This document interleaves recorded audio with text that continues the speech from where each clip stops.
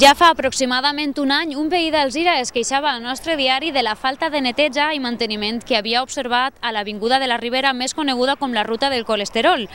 En ella ens deia que havia observat un fort contrast entre el tram d'Alzira, on hi havia moltíssimes herbes, i el tram de Carcaixent, que lluïa molt més net. Nosaltres ens vam acostar fins al lloc en diverses ocasions i vam comprovar que així era.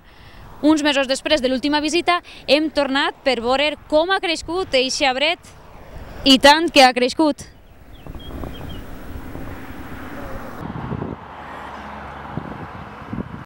A pocs metres del nostre arbre trobem la frontera entre Alzira i Carcaixent, que com ho sabem? No és per la senyal.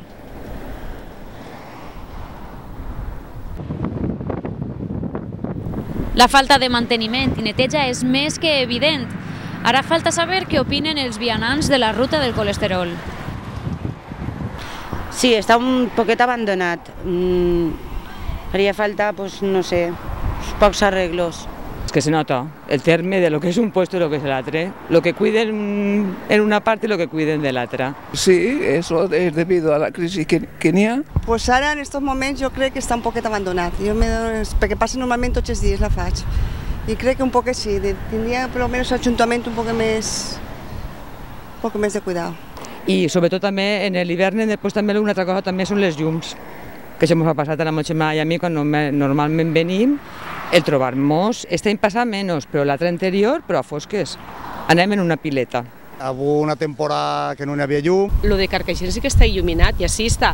La part està així, però està així, no. A fosques. Està a fosques. Entonces per la nit no se pot vindre a caminar tampoc, és que tindrà hasta un horari com aquell que diu. Això també sí que m'ha donat compte, però això sí que ho fa l'Ajuntament de Carcaixent. Per això te dic que no sé si és que li tocarà als ajuntaments o li tocarà a la Diputació. Això ja són coses de política. Suponc que serà la gent la que ho embruta. És el que ve a passejar el gosset per ací i no és capaç de replegar el que fan els gossets. No ho ha cremat. Està cremant-se alguna cosa. Clar. Perill n'hi ha enguany en tota Espanya i així, pues, en la malea, en la sequedat que n'hi ha i no ha plogut gens, és perillós.